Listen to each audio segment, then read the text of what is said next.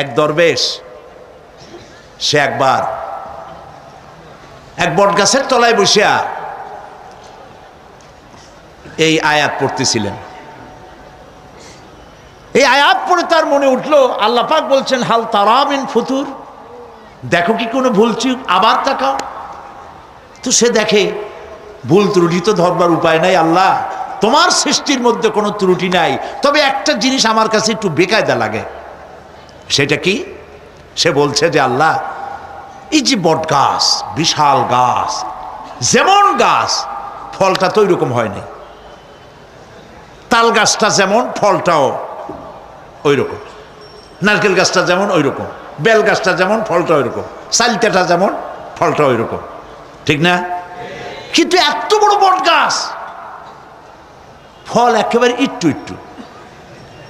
দরবেশ সাহেব চিত হয়ে শুয়ে শুয়ে এগুলি চিন্তা করতেছিলেন। হঠাৎ করে একটা বটের ফল, আধা পাকা ফল, অনেক উপর থেকে বৃন্তচ্যুত হয়েছে দরবেশ সাহেবের নাকের ডগার উপরে টস করে পড়ছে। পড়ার সাথে সাথে নাক জ্বলিয়ে উঠছে।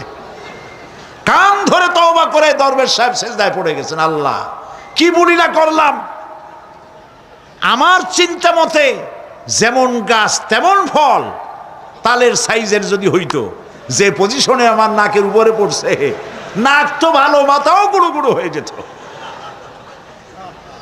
সুবহানাল্লাহ, সুবহানাল্লাহ।